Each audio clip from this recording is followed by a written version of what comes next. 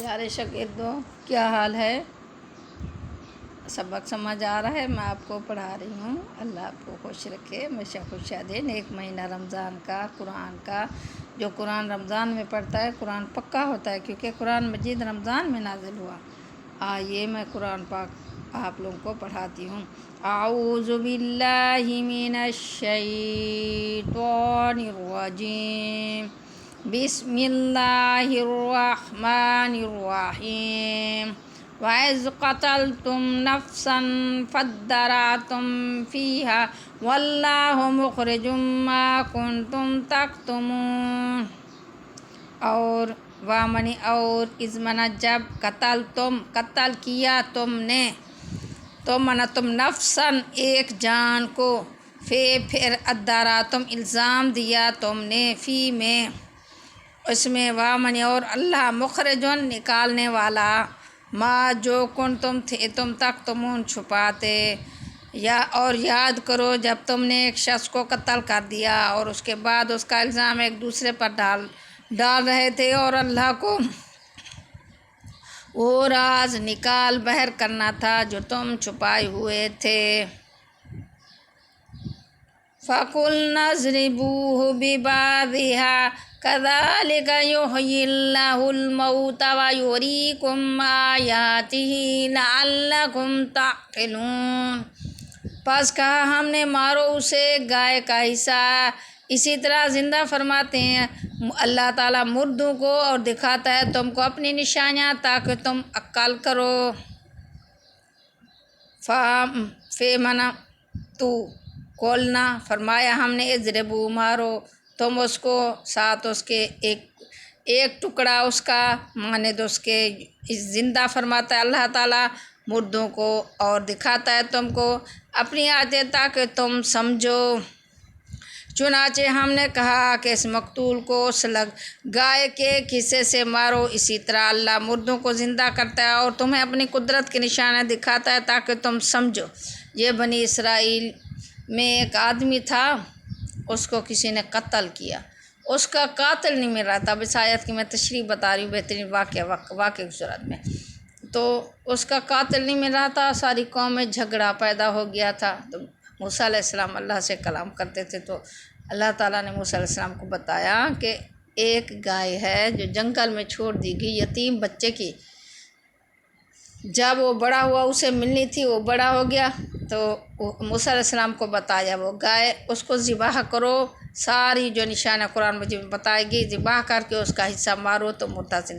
انہوں نے ایسے کیا، وہ گائے آ گئی اس یتیم بچے کے پاس، تو اس یتیم بچے کو پیسے دیے، اس گائے کو ذبح کیا اور ذبح کر کے اس کا ایک حصہ مارا تو مردہ زندہ ہو گیا۔ اس نے بتایا کہ مجھے چچا نے مارا ہے، اور قرآن کہہ رہے اسی طرح اللہ تعالیٰ زندہ کرتے ہیں مردوں کو اور دکھاتا ہے تم کو اپنی آیتیں تاکہ تم سمجھو۔ پھر لوگ سمجھ گئے، قاتل کا پتہ چڑھ گیا، جھگڑا فتنہ ختم ہو گیا۔ ثم قست قلوبکم من بعد ذلك فهي كالحجارة أو أشد قسوة وإن من الحجارة لما يتفجر منه الأنهار وإن منها لما يشقق فيخرج منه الماء وإن منها لما يهبط من خشية الله وما الله بغافل عما تعملون۔ ثم پھر قست سخت ہو گئے، قلوبکم دل تمہارے من سے بعد اس کے، ذالکا اسی طرح، ابزال اس کے، فیمنا پس ہیا وہ ہیں، کا مثل حجارت پتھروں کے، او یا اشد زیادہ سخت، قسوتن سخت، وامن اور انا بے شک، من کچھ، حجارتن پتھر، لال بتاما جو کچھ، یا تفجارو جاری ہو جاتی ہیں، من ہو اس سے، من منا سے، ہو منا اس، انہار نہریں، وامن اور انا بے شک، من سے، ہا ان، لا البتہ ما جو، جس شکا کو پھٹتا ہے، فے پس، یخرج جو نکلتا ہے، من سے، ہو اس سے، ما پانی، وا اور انا بے شک، من سے، ہا ان، لا البتہ ما جو، یہبے تو گر جاتے ہیں، من سے، خشیت ڈر اللہ کے، وامن اور ما نہیں اللہ بے کچھ، غافل بے خبر ان سے ما جو تعملون تم عمل کرتے ہو۔ اور اس سب کے بعد تمہارے دل پھر سخت ہو گئے، یہاں تک کہ وہ ایسے ہو گئے جیسے پتھر، بلکہ سختی میں کچھ ان سے بھی زیادہ، کیونکہ پتھروں میں سے کچھ ایسے بھی ہوتی ہیں جن سے نہریں پھوٹ بہتی ہیں، اور انہی میں سے کچھ وہ ہوتے ہیں جو خود پھٹ پھٹ پڑتے ہیں اور ان میں سے پانی نکلتا ہے، اور انہی میں وہ پتھر بھی ہیں جو اللہ کے خوف سے لڑھک جاتے ہیں، اور اس کے برخلاف جو کچھ تم کر رہے ہو اللہ اس سے باخبر نہیں ہے۔ افتطمعون ان یؤمنوا لکم وقد کان فریق منہم یسمعون کلام اللہ ثم یحرفونہ من بعد ما عقلوہ وہم یعلمون۔ اللہ فرمانا کیا فی مانا پس تطمعون تما رکھتے ہو ان یہ کہ یومنو ایمان لائیں وہ لا واسطے کم تمہارے و اور کا تحقیقہ نہ تھا فریقون ایک گروہ من سے ہم ان یسمعون سنتے ہیں وہ کلام اللہ کا ثم پھر یحرفون بدلتے ہیں وہ اس کو من سے بعد ما جو عقل سمجھتے وہ اس کو وامنی اور ہم منا وہ یعلمون جانتے ہیں۔ مسلمانوں کیا ابھی تمہیں یہ لالچ ہے کہ وہ لوگ تمہارے کہنے پر ایمان لے آئیں گے، حالانکہ ان میں سے گروہ کے لوگ اللہ کا کلام سنتے ہیں پھر اس کو اچھی طرح سمجھ جاتے ہیں، سمجھنے کے بعد بھی جانتے اور بوجھتے اس میں تحریف کر ڈالتے ہیں۔ آئیے میں آپ کو رمضان کی فضیلت بتاتی ہوں۔ یہ مقدس مہینہ ہے رمضان کا، اس کی فضیلت قرآن پاک میں بتائی گئی۔ شہر رمضان الذی انزل فیہ القرآن، رمضان کا وہ مقدس مہینہ ہے جس میں قرآن نازل کیا گیا۔ اب رمضان کا تعلق قرآن کے علاوہ اور چیزوں بھی ہے۔ جو نفل پڑھے گا رمضان میں اس کو فرض کے برابر ثواب ملے گا۔ جو لوگ قضا نمازیں رمضان میں پڑھتے ہیں، جیسے ظہر کی نماز قضا ادا کی تو اس کو 70 نمازوں کا ثواب ملے گا۔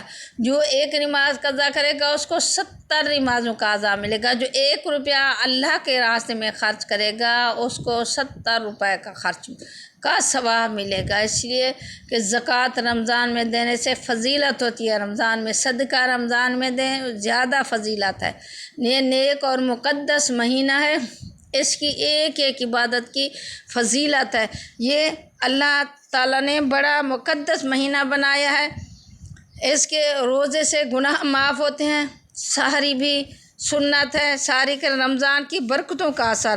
حضرت ابو ہریرہ رضی اللہ تعالیٰ سے مروی ہے کہ حضور پاک صلی اللہ علیہ وسلم نے ارشاد فرمایا جب رمضان کا مہینہ داخل ہوتا ہے تو آسمان کے دروازے، ایک اور روایت میں ہے کہ جنت کے دروازے اور ایک روایت میں ہے کہ رحمت کے دروازے کھول دیے جاتے ہیں اور جہنم کے دروازوں کو بند کر دیے جاتے ہیں، شیطانوں کو زنجیریں پہنا دی جاتی ہیں۔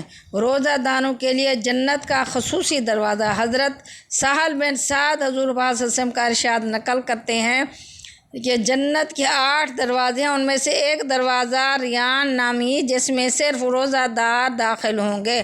رمضان میں گناہوں کی بخشش۔